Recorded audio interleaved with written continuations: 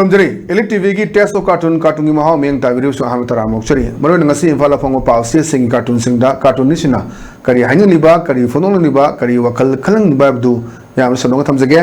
आम लखुसगे संगाई एक्सप्रेस की ओंथोक पनी दाइजा ओंथोक पनी दे यंगबिउ याम फजबा कार्टून नि जोम राज नि लैरिबसी मागी ngak chen ba leire adu asiba change mayam si magi fo laga plaster na pa change asiba jada jom raj nang hai kaidore asi wanangdi nasa punamak fo laga lakladi hang mane adada lai ko sir ai hakchang gi organ ama dan tawbani maduda doctor na len mada hanjin badagi siningda sidaga lakpane na ajik si rims ki wathok marun na rims se laibu yam thi bai batai ngasi masu ayuki newspaper da mayam joy juni tuwa tomba lalu manga aduka ke sibi ta bangan ba kamu yang jelani adudu tawre ba mara mayam asidana sang irakpa series ne sathara kadori ada bab tamina ba uripo apambalo united ada uripo apamba united pi lup na tawdana mayama suggestion pi ba khotpa mayam tawdana mayam se khongi yengaga khong yana bagi sarugi yenga sire adagi angang pomaga sire adagi extra oxygen thajal abdi jabi so mai su mayam si yamna fajana khanaba darka oi maji rims kakti na te ton ba hospital singa jenim su obi ama orbe leriba sarkar gi thobal district hospital obi leriba mayam singa da bab tamina ba doctor की profession से करीनो आई प्रपर्स करीनो nurse की profession से करीनो आई प्रपर्स करीनो हाइबसी कोई प्रपर्स याउदना तोरपुनिना पामेन तादबा ए थबा म fungal ओरेना Changpa मदु नतबदा doctor से कोई कोई मियोबी pussy कनबा खोट पाइना वसक लौदना खोतर मयाम संगे दिना सु मयाम सी कोई पुन्ना बाप तामिन मथौ ताई डॉक्टर सुमिनी अदुनी सोइबाई मियोबाई से सोइलबा कसु ngamde अदु तोरे सोजिला पुस फत्ते एरर रेट जुमेना ना कोई हाइने अदुबु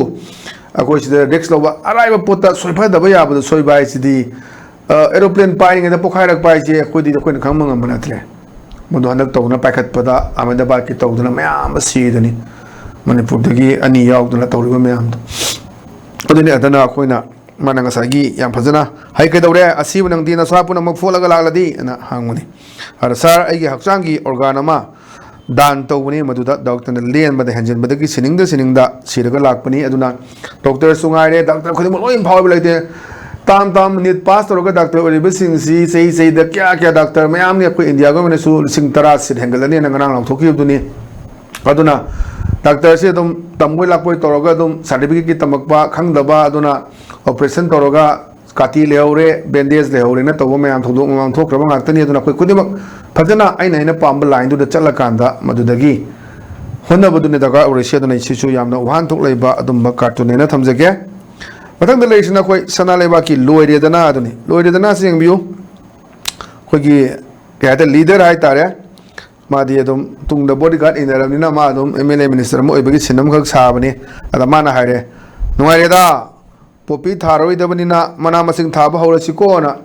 ममांगदा कोई तौगिबनी ममांग हानग चीफ मिनिस्टर दुना लेबा अल्टरनेटिव अरेंजमेंट लाइवलीहुड अदना नोई कोपी थाव अदु थावना पैसा पिना खूल की चिप को खतना मयामा कंजा कोगी पोपी थागनो दु तौगनोना अरमाना कुमकपदुनी साइगी फार्मर है तारे गंजा ओने थाबा हौख्रेना मना मसिंग थारोजे हायबदो अतोंग बथिरक पताबनी मिसि जदो नोंगमदा थाम दल पलिसिंग दरा फंगदुगा थाम दल लुपा लाख मंगा फंगदो कना पांगदगे दु लाख मंगा फंगदो पांगमकलाबनी दुना हजिक मयाम यावरे चनापति की करी भेली नुम हाबनी ममिंग दु अदु तौदना हेक्टर तराम दोय तम कोक्तोक्तना पोपी थारमे उतखिब लेरबनी थारदि एक्शन लौरो थागनु खोकनु अदुना तब एक्शन से दका ओय एक्शन जाउदबदा सुम खोगी चिन नंगांग बसिदी प्रजासिंग पामदब अदुनी नोई फनबा अदु नोई फरेको नोई पोपी थारो न मना मसिंग थारो से गंजा इन थाबा हौग्रेना सियाम फजबा सिसु वातोलेबा कार्टून हजी हौगिबा 2023 की मी अहम दगी हौजी फावदा चिंगी मफम क्या पाक न कोथोगजी पोपी थाबगे पाउसी चंगबसु याद्रे यंगसिनबा अयाम लेरिबा मोय मोयगी लेरिबा मयाम जुनी केमता तौबो ngamdre हनक तौइदुनी सो सापुदा केम तौबो ngamde खोई भालवडी टियर गैस काप्तना मोभोम काप्तना नोइबु काप्तना फनाम सिननी अना हाइनबदो खोगी पुलिस सिंग कमांडो सिंगसी तमददा कनब्रा चिंगदि कनदबरा कायना मयाम हाइनबदुनी नाइसि आइना हाइब नते अदुइ पोतुनी सिसु याम फजबा मागी फनबा तौनबा होनरबदा मागी सेंदोंग ने पामदना आई मना मसिंग थाबै मोता आई गंजा ओइन थाबा हौरे हाइसिनि याम फजबा पोनी मदंग लेसिना कोई पोनफमगी बालो हे अदुनी बालो हेसिदा कया कना डॉक्टर से यंग बुलाए माइ नुपासी वान थरगा हाय तारे सोफा हिप्पगा लेरे डॉक्टर सिदा नुपीसिना हाइबने माइ नुपीना इरांग लोइरे मसा मसागी जुमदा हल्लगे हाइनरकपदगी बीपी ब्लड प्रेशर हाइगटखिबनी डॉक्टरना मैम से हंदक तनो मैम ने अखोइगी रिलीफ कैंप हांगबसी अखोइगी बिजनेस में ओरंबा याबगी ममी ताबा याव मैम थोलकपा मीडिया थोलकयो मैम दुनी अदे अमरोमदना अमु हंजनगे है कना कमाइना माइ माइ केंद्रगे दना हंजन कमाइना हंजनलंदोइनो हाइबा और चिंगी जगह सिंगा तंपाकी जगह सिंदा अदुगा तंपाकतना कुकी कमाइना हंजनबा अदुगा चिंगी जगह चुराचानपुरदा मुरेदा सिंना मैती कमाइना हंजनबा ऐसी अमुक थोक्ट्री मोंगनिना हजिसी मधु तौनब होनबदा अवाब फिबम निजि लेसी कुकी नगागिदा कोई मतमदुदा अदु लाई लागते प्राइम मिनिस्टर लाई अदु लागते हाब नते मतमदुगी इशू अदुगा मतमदुदा ओइबदुगा हबजुगा खेनाबगी ममी अमा तारकपदौना लेबा कदना अदमदुदा सही मंगा चंगिना सही मंगा चंगदुरिबा हाबसु वांग अमा लई येंसी अखोइ सिदैदा शांति लादि हाइदना मयाम लाव याउरी अना थादोगी मचा बीजेपी सुहाना स्पोक्स पर्सन ओइरमदा लेबा लमजाथांग हाउकिपना पुंदोकी वफम सुम्याम ngasi पाउचेर याउदुनी अना साइसिदा पाखनाउदुनी अना खोइना ngसागी लिरु केमसी कारबाउरना तोरम कांगबु सु लैतब्रा लैब्रा हाइबगी वांग मयाम लाकपांद इशू म तोना अमंग लाउना सेंडोखेन तोगिबदुनी अदना मदु हंजलनी हाइदुदा शांति लाए अना मोगी आईडीपी सु मैम हंजलनी हाइदुदा बीपी वांखतखिब हाइगतखिबनी डॉक्टरना याम फसबा सिजु कार्टून थमजगे मतंग लेसिना कोई नारोल थोलांगी हवा दो लेरांग दो हजने हवा दो लेरांग से माइ निपीजी बना कीरगा जॉब कार्ड के चतपने अदेदा माइ नपासना हारि जॉब कार्ड सुब चपबु करिगी कीरगा चकदरिनो ना हंगने माइ निपीजने ओ हजति जॉब कार्ड की फोटो कार्ड हाइनरे अदुननि मोय बान हजति आ मलो जगानी लोइन खंगरा फमिसि थबक सुदरे कराइदा सबक सुनिंगाइ लेते जगा सिंगदा अदि मी चाम सुदु सरकबुदी जानरगा दम अखोई जेसीबी ने खंगने अमदे कोम बतो दु खंगमाल बतोरसु मीने तौदुदी वाना कुइन सनी जेसीबी झार लंकोथो अकानदी अदे पैसा दम जेनरगा